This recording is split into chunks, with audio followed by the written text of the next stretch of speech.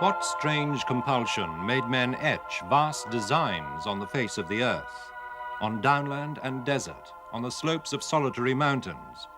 Why can so many only be seen from the air? What is their message from the distant past? Mysteries for Arthur C. Clarke, author of 2001 and inventor of the communication satellite. Now in retreat in Sri Lanka, after a lifetime of science, space, and writing, he ponders the riddles of this and other worlds. For thousands of years, people have drawn figures, cut designs in the landscape, apparently for no one on Earth to see. One of the strangest wonders of this great rock of Sigiriya here in Sri Lanka is this gallery of frescoes on a sheer cliff, hundreds of feet up in the sky. Yet, until a modern staircase was constructed, no one could possibly have seen them properly. So why was this done? And who are these charming ladies? Similar questions can be asked of figures in many other parts of the world.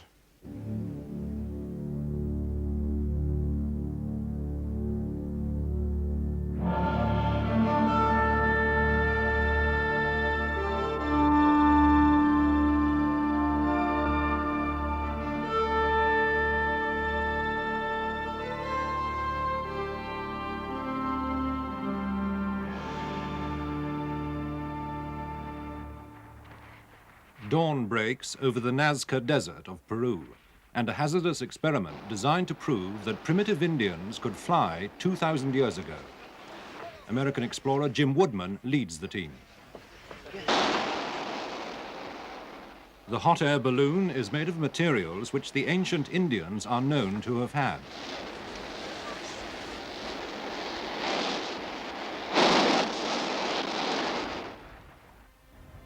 Woodman's gondola of reeds is based on the traditional boats of Lake Titicaca.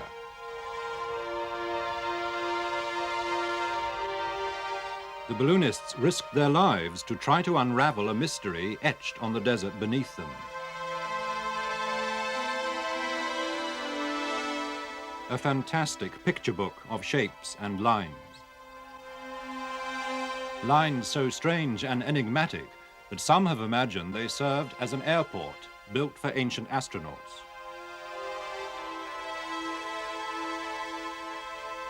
Lines invisible to man until modern aviation came to South America.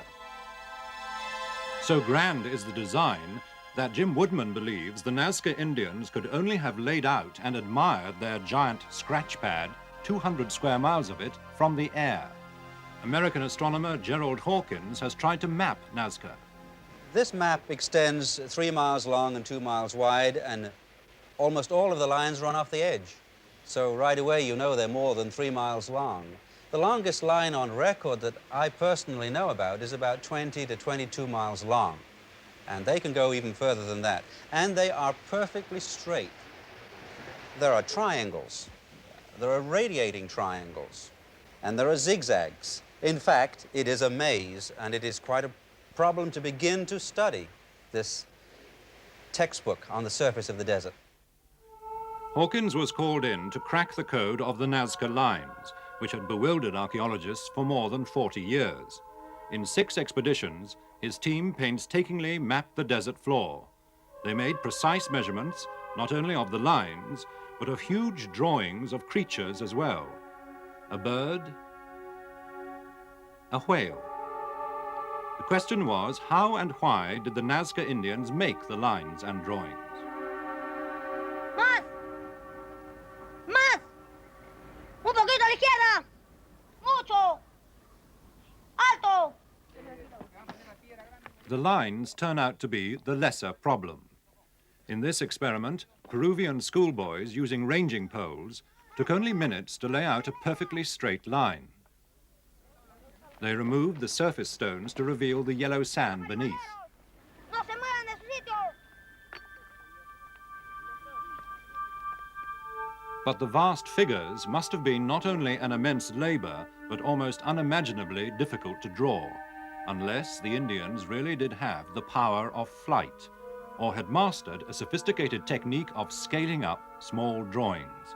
Whatever the method, the results were perfect. Actually, a bad mistake on this desert would still show. The lines are 2,000 years old, and if somebody had goofed, we would see their goof. I don't see any errors here. Hawkins fed the information into a computer.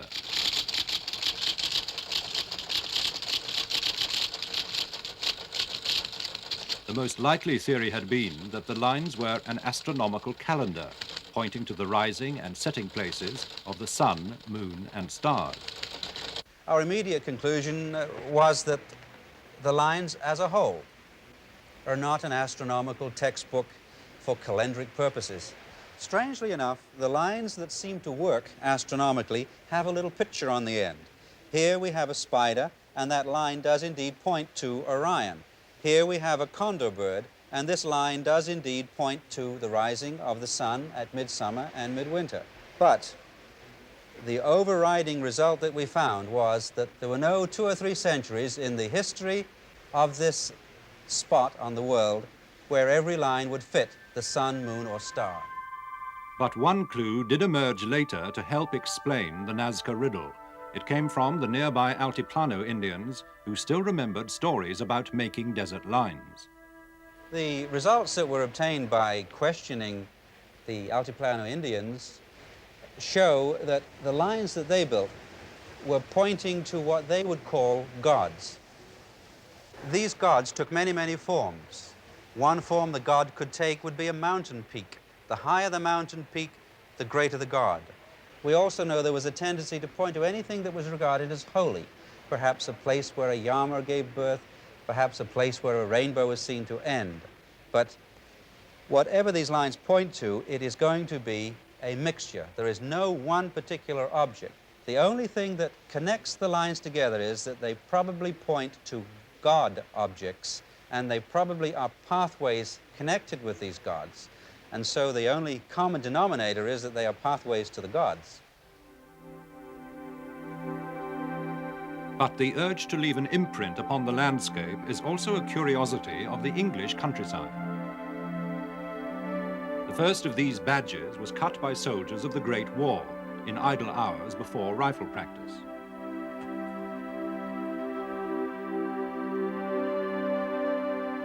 This horse was cut by Lord Abingdon's steward, Mr. G, in 1778.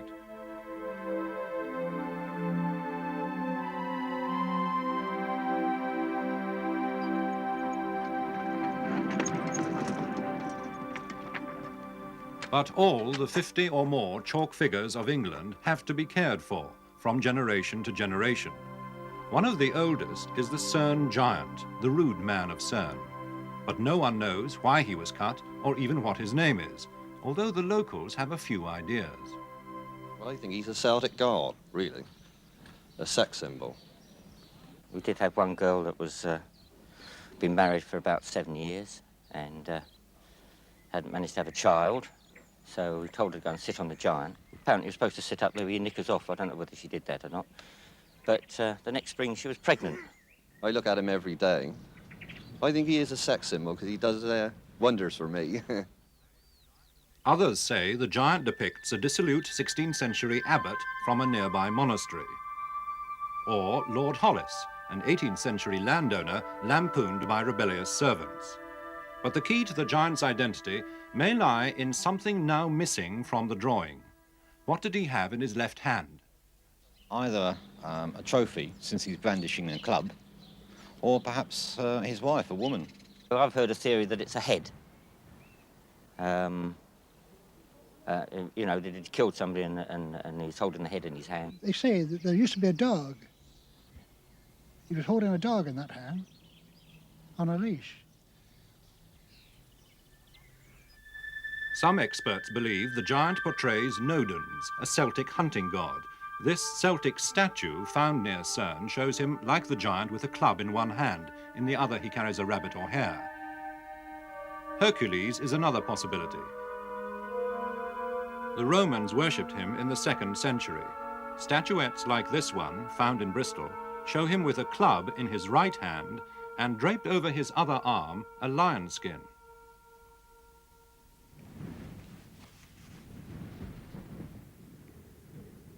We used a new technique, a resistivity survey, to establish whether the ground around the giant had ever been disturbed.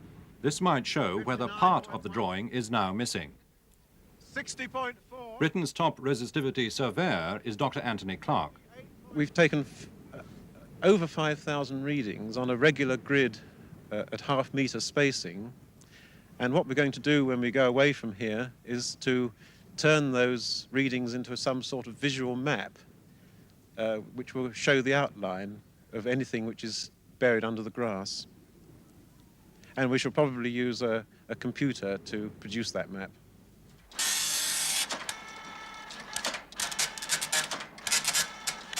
It proves to be an historic experiment. On the computer map, an unsuspected area of disturbed soil appears beneath the giant's left arm.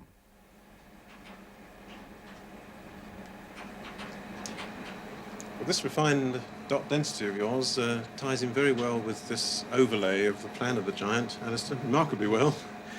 And we can see the feature just about as clearly as I think we shall ever see it here. There can now be little doubt about the rude man of Cerne. The resistivity survey has established that there was once a curiously shaped outline, now missing, beneath the giant's empty arm.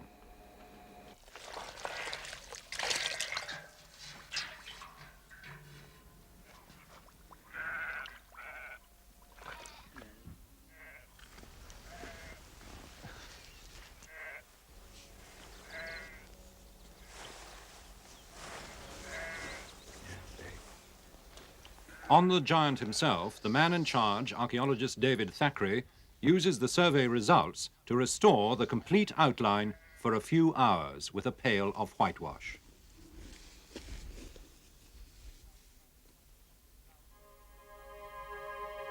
The result is stunningly convincing.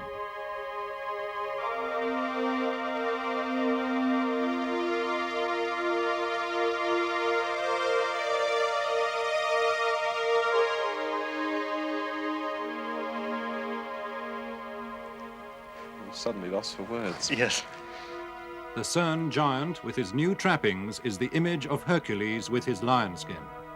His resemblance to the Roman statuette is unmistakable to David Thackeray. He has so many of the features which Hercules has on portrayals of the period, of the Roman period. He has the club, the great virility, the superhuman size, and now the lion skin just adds great weight to the argument that he is Hercules. He may well have been the symbol of a religious cult, which he has long outlasted. But the origin of much more recent figures is just as obscure. Is this, as some say, King George III riding the Osmington charger? And although the Littlington horse in Sussex was cut as recently as 1925, the artist's name is lost. The strangest of Britain's white horses dominates the Berkshire Downs at Uffington.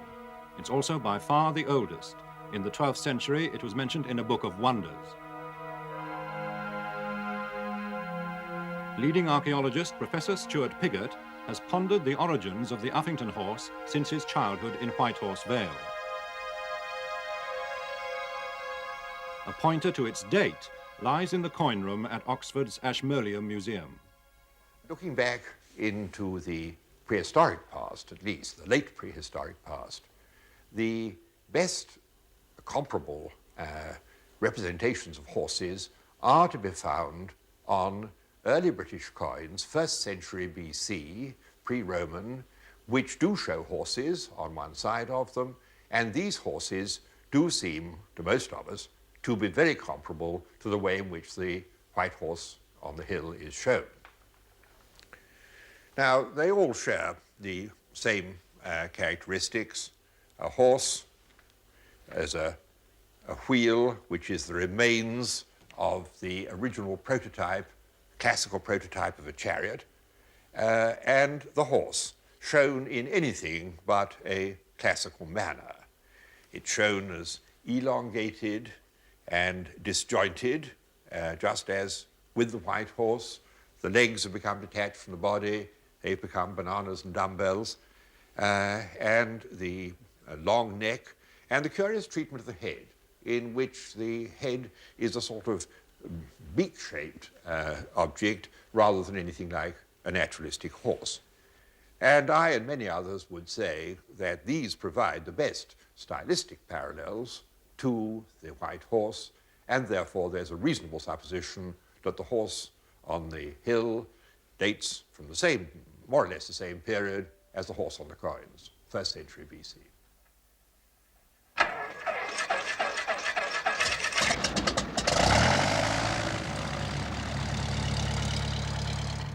But Britain once also had a red horse, cut by the Saxons.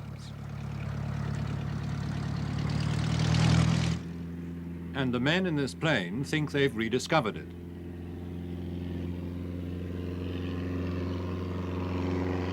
The red horse's champion is Kenneth Cardus. From 1600 onwards, this has been called the Vale of Red Horse, from about here up to Stratford-on-Avon. It was a most wonderful work of art, the biggest Saxon work of art in England, of course. And it was a religious work of art. This is a holy place. This is where they worshipped the Saxon god Tiw, the god of victory, the god who gave them victory in war, and naturally gave them land, and then looked after their crops. Beneath this landscape, the red horse now lies hidden. But Cardus believes it re-emerged in this photograph in which he discerned an outline.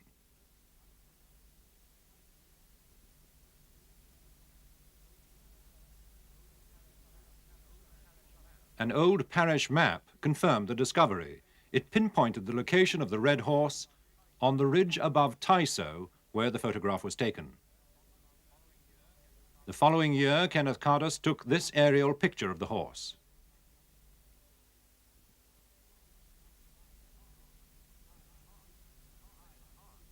When enhanced, a stylized creature emerges.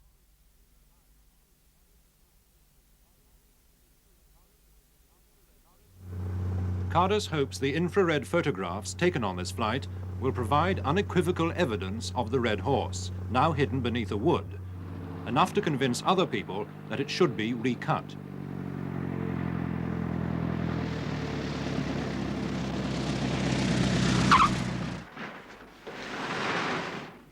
With fellow searchers Dr. Sidney Agnew and Graham Miller, it's time to view the results. That's good. That's very good. Or I can easily tell myself that there's a horse there. Don't tell yourself, see it. Come on, Graham. I can see Can you see the bald patch where we excavated, on the tip of the ear? That's absolutely there.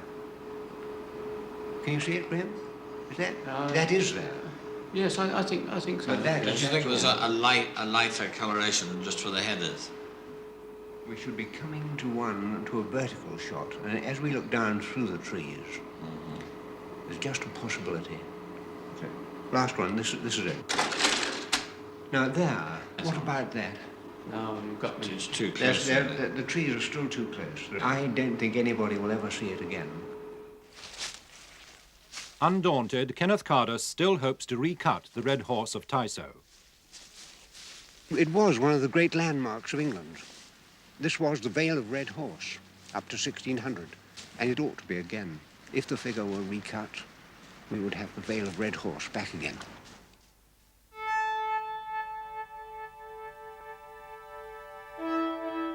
But other lost landscape figures are being rediscovered for us to wonder at. Back in the deserts of South America, Jim Woodman, the intrepid Nazca balloonist, heard of a whole gallery of them.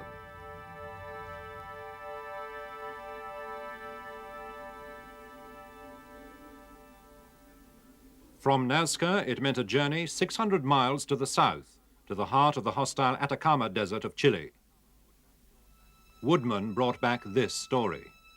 These deep 2,000-foot valleys are covered, literally covered for many, many miles with geoglyphs or hieroglyphs or glyphs writing on the sides of the sand. These geoglyphs were originally thought to be Chinese characters in the first journals that recorded them. They were mysterious signs. Some people argued they were tracks of mules. Some other people, when they began to see that there was a definition, as explorers pushed farther back into the valleys, they realized that there was a zoo of the Atacama, animals, pumas, jaguars, tigers, llama trains, reptiles, dogs, a series of stylized men. All these immense figures were soon discovered as the Spaniards moved across the Atacama and down into the colonization of Chile. That was our first objective, to enter those valleys, to climb and scale the mountains of sand, to see the geoglyphs of the Atacama. These rocks were all carried from all through the valley down, and many of them came through the river when the spring floods bring the waters, melting waters up the Andes. These rocks slowly came down, and over the years, they've been carried up here, collected, placed in this very sophisticated art form. Let's head on up toward the top part here. As we investigated and explored the animals and the symbols and the geometric designs, always we were asking about the giants and the large men that we had heard of farther on in the desert.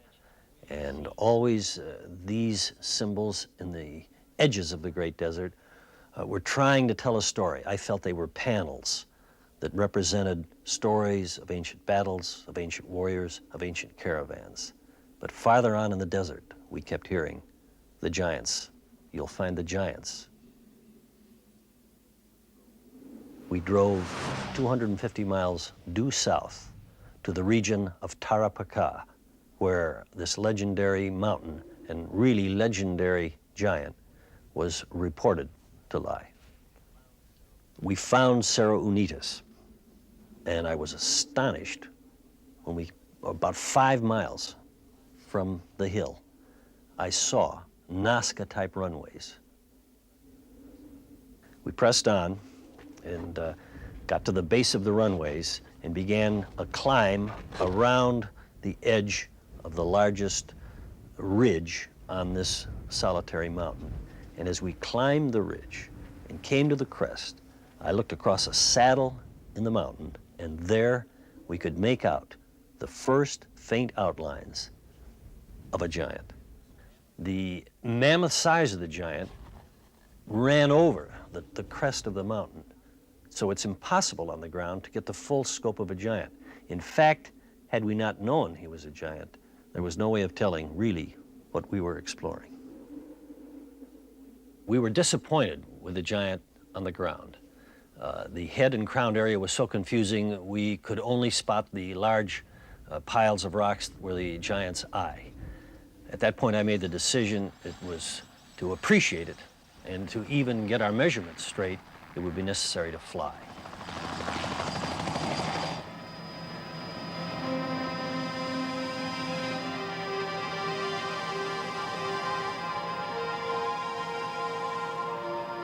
Through the plexiglass ahead, I could see Cerro Unitas, the lone mountain. And as we flew closer, I had the helicopter slow, and the view of the giant that began to come into view was incredible. Here, the disorganized form that we had seen close up as we explored the mountain the day before suddenly became finely engraved on the mountain ahead. And as we flew closer, I began to realize the tremendous size of the giant, for the feet and the crown and the rays and the arm with the arrow all became sharply in focus. Looking toward us in the sky was the largest man that ancient man ever created. It was an exciting moment as the helicopter descended to 750 feet. I stopped, I took out my still camera, I began to photograph that drawing. And as you hang there in the air, looking down into this face that stared skyward for 1,000 years, you realize that this drawing was made by ancient people to be seen from the air, either by the gods or by someone with the power of flight.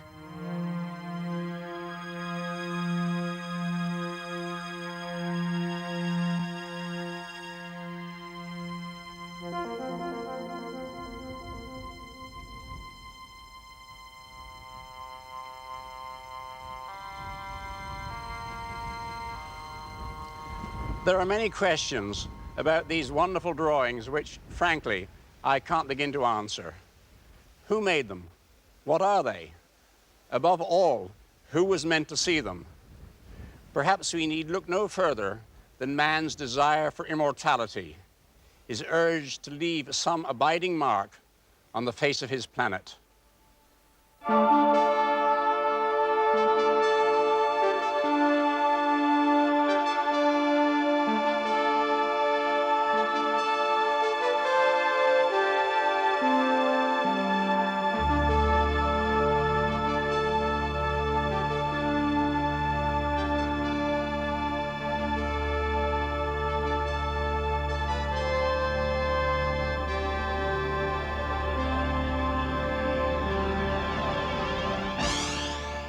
Next week, the monsters of the lakes.